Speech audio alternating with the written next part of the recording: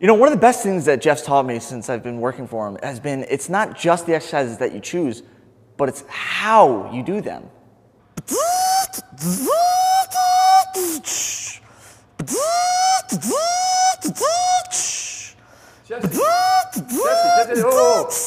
What's up? What are you doing? All right, so remember when you told me that it's not just doing the exercises, it's about how you do them, you know, going from point A to point B? Yeah. Well, dude, you were 100% right. For example, take the robot curl. It's a good exercise. It works your biceps. Yeah, form, right? but the problem is, if I do it like this, I don't feel anything. Literally nothing. However, when I become the robot, ready? Biceps. Forearms. Biceps and forearms. Dude, it's incredible. You gotta be the robot to feel the robot curl. Okay, someone's got to turn you off, man. Can I take these? Thanks, man. System failure. You know, I just wish you'd try it. Without noise? With noise. Without noise? With noise.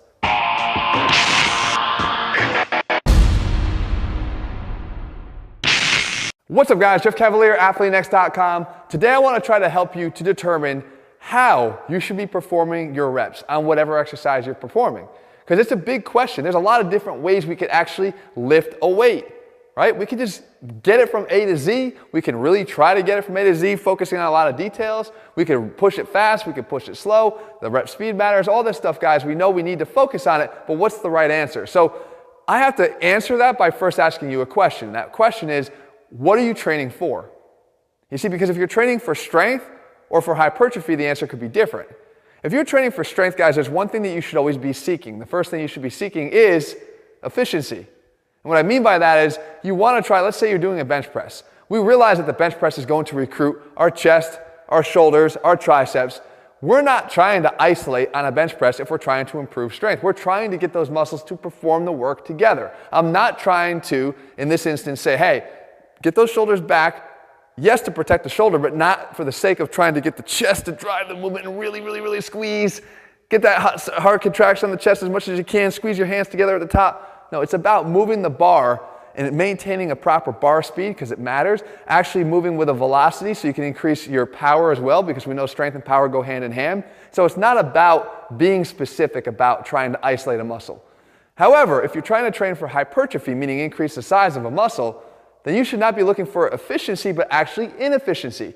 How can you actually introduce new ways to make a rep harder? Because the more we can do that, the more stress we can deliver to a muscle and therefore help it to feel more overload and adapt in response by growing bigger. So we have to look at a few different scenarios. I'm going to actually use a lat pull down here, and we're going to take a few examples here, guys, where we actually, let's say, train to a certain rep range for failure. Now, we already know that training to failure is not always essential, especially depending upon the volume of your training. But to make this example very easy to understand, we're going to say training to failure. The first example here would be, let's say I'm using a rep range of, I'll actually write it down here. Let's say I'm training with my 10 rep max on a lat pull down here, and I'm going to fail at 10.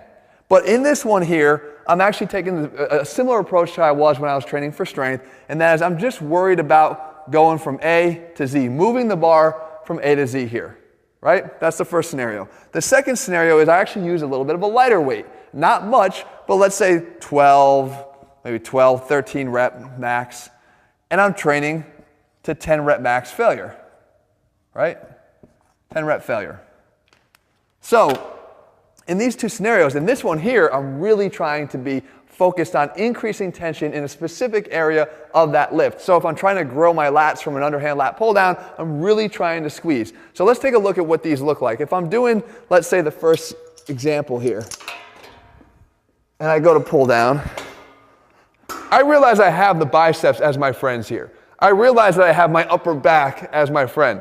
I realize that I have my lats as a friend. I realize that what I'm trying to do is get this bar down to my chest as efficiently as I can with multiple muscles participating. Okay? That's scenario one. And what happens is when I get to about rep number 10, I'm trying to pull, and I can't get it anymore because I basically fatigued the overall movement, not necessarily one specific muscle that participates in that movement. That's scenario one. Scenario number two is this one here, where now I'm like, all right, I got to lighten this up a little bit, because what I'm going to do is I'm going to focus on making this much more of an inefficient movement for my lats specifically. So I don't want an over activation and contribution from my forearms trying to cheat this. I don't want my biceps pulling too much here. I want to get my elbows down into my sides, adducted hard, and back into extension so I can actually maximally activate the lats. So it looks more like this. I come down, squeeze, I hang out there for a second, I come up a little bit slower for the eccentric, I'm down, squeeze, and come up, squeeze, and come up, squeeze, and come up, squeeze, and I come up, right? So, and let's say on the last rep, I fail at 10. Now that is a weight that I could actually normally handle if I didn't do all those extra things for a few more reps, 12 to 13 in particular. But I stopped at 10 because I couldn't do any more. Those extra intensifying techniques leveled me out. Okay, so now, what's that do? Well, if we look at a graph here, if this is intensity, right, and this is my reps from 1 to 6 to 10, or 1 to 5 to 10, let's say, halfway. If we start on this graph with those two types of training, what do we have? Well, we know that the first one, the true 10 rep, the 10 done for 10, and not worrying about the journey so much, that's going to be at an intensity level, let's say, of here. Okay? Now, the one that was at a 12 to 13 rep max, where would that fall on this intensity curve in terms of the rep? Below it.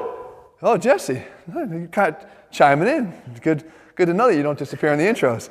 So now, below it, he's right, because it's a lighter weight. The intensity driven by that rep is a little bit lighter. However, you know, I hope, that I could take this, and depending upon how I performed that rep in the journey that I did take to get to A to Z, I could take this way the hell down below this. And if you need to see an example of that, all you got to do is look at the following example here. If I have some weight on here, just because it's a heavier weight doesn't mean that when I get in here and I start doing this,